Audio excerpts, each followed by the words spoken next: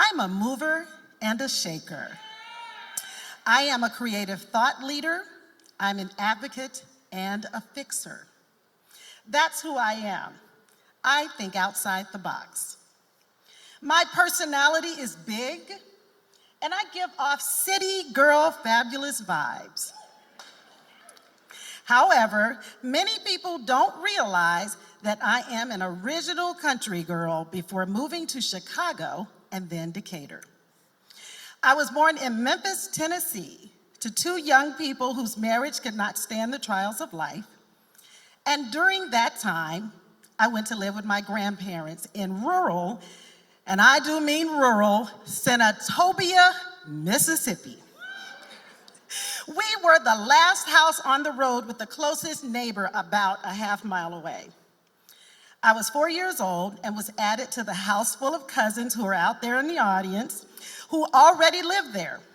By the time I was old enough to go to school, the cousins had returned home, and it was just my grandparents and me. My grandmother, Madea, she and I spent so much time together, we traveled all over, mostly by Greyhound and sometimes by plane. We would visit my mom, my uncles and cousins, and I was curious about all the relatives that were coming and going. So my grandmother, she would oblige me and tell me all the stories about our family. She was an amazing storyteller. She had such a creative imagination. I believe every one of her stories to be true, although I later found out that they were embellished just a little. So the bedtime stories were the best. Every night I got a new story that fed my imagination. I learned to read at a very young age and started telling my own stories. My audience was made up of the dogs, the cats, the chickens, and any other farm animals that would listen. I'm pretty sure they love my stories too. My grandfather, well, he would take me on long walks and taught me about the richness of the earth that he farmed. I followed him to work in the garden of greens, beans, tomatoes, potatoes, you name it. There were full fruit trees all over the land and evergreens adorned as far as the eyes could see. I had a calf named Baby, who I fed from a bottle, and a rabbit named Lucky. I fed the chickens and slopped the hogs. I witnessed hog slaughtering day and auctioning them off as well. Looking at me today, you would never know that I was a farm girl with uncombed hair and clothes that were often grimy from playing in the dirt and making mud pies. My mom moved to Chicago after her divorce, and because she worked for the airline, she would fly in to see me all the time. Her visits made me feel special and loved and normal. Because for those brief moments, I had a mom like everyone else. We just didn't live together. Every time she visited me, she would bring me a special box full of beautiful dresses and trendy clothes, stylish. She would buy them just for me.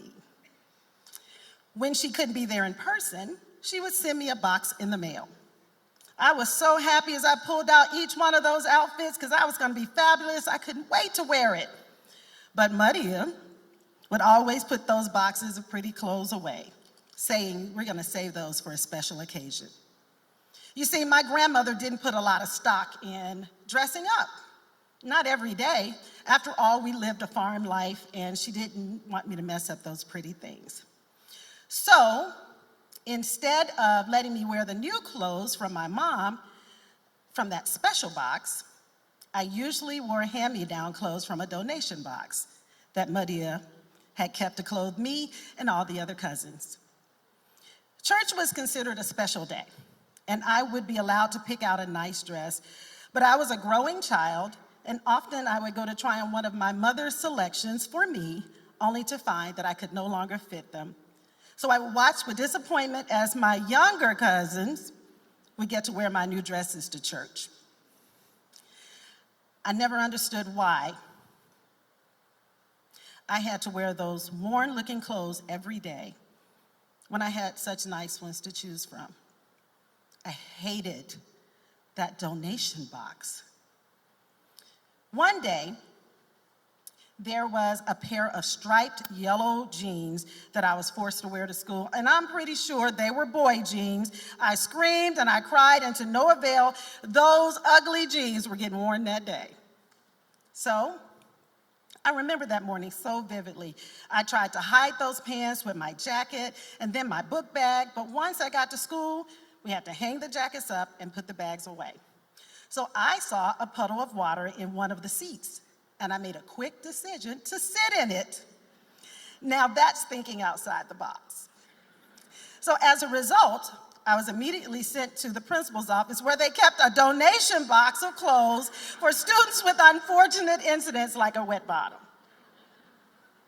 The clothing options weren't great, but at least I got rid of those ugly jeans. So why did I care so much? Because I didn't want the mean girls to talk about me, which they sometimes did, because my hair wasn't always combed in the latest styles. And I also sometimes had a carpenter pencil instead of a number 2 one, which was required. They also asked me why I lived with my grandparents and didn't live with my mom and dad. You know, children are so inquisitive. As time passed, my mother finally convinced my grandmother to allow me to wear my clothes and stop picking from the donation box, and that made me happy. Yay, I was so cute and so fabulous. When I was 9, my mom remarried and I moved with her to Chicago to begin our new family life. This man who became my father loved me unconditionally until he drew his last breath in 2023. He was my protector and my biggest supporter. My parents told me that I was special, smart, and could do anything. Thank you. I heard this my entire life, and I believed it to be true. My mother always told me I would be a career woman and my accomplishments would be many. My cousins were my role models, and my grandmother's stories inspired me to go to college and become a journalist, starting my career at WSOY Radio, where news is right on the button. Ding! One day last spring, one of my cousins sent a photo of me when I was a child. I shared it with my family, and we laughed about it. My husband jokingly asked, "Who is that little boy?" So it was funny until I started to cry. I looked at that photo and I saw the little girl who wore hand-me-down clothes to school, who rarely had her hair combed in the latest styles, who watched her little cousins get to wear her pretty clothes. I saw the little girl that didn't live with her mom or dad, the little girl who was lonely but loved, who witnessed her cousins reunite with their parents at the end of the summer and leave her to be raised by her grandparents, the little girl who everyone left behind.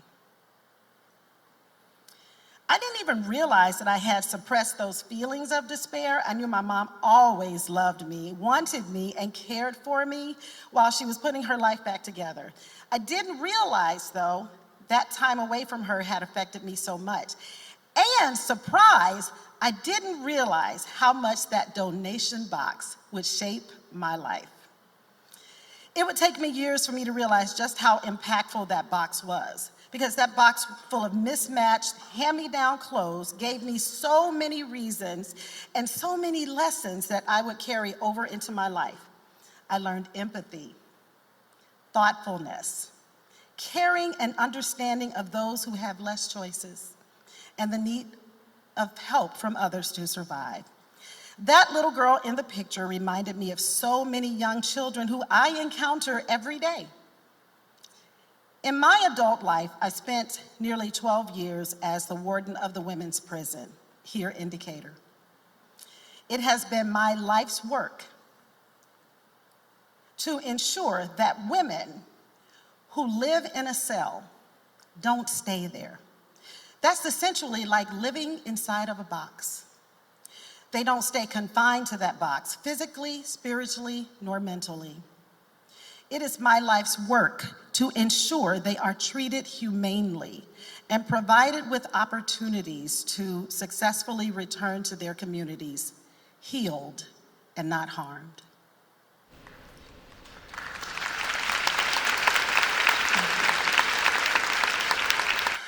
It is my purpose to ensure that these mothers nurture relationships with their children during these difficult times, children who have been left behind with grandparents, aunts, and uncles displaced because of life's challenges. Recently, I had a full circle moment. I took a trip to Thailand to a conference for women in corrections, those who have been affected by being incarcerated and those who work in the field. And so, taking that trip,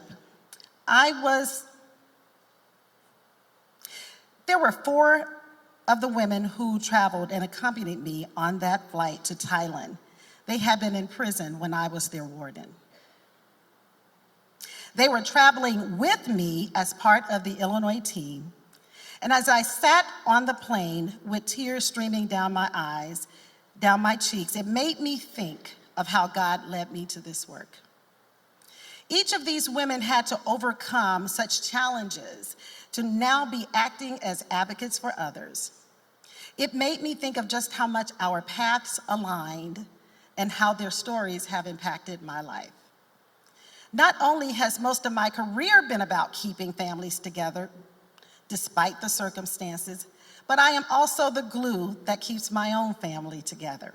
You see, that little girl in that photo had spent years getting to know all of the relatives, with cousins coming and going, visiting aunts and uncles. I am the one who knows the family ties and connections, the keeper of the memories, sort of like a walking, talking human keepsake box. I am the one everyone asks when they have questions about family relations. I was Ancestry.com before the technology. It took me a long while to realize that that box made me who I am. Today, my box is packed full of blessings. My husband, my children, my mother, my cousins and other relatives, and friends, you among them. It is full of trauma, unique experiences, and so many special, special memories. That box gave me empathy, taught me the importance and the value of others, reminded me that our circumstances and challenges, they don't define who we are.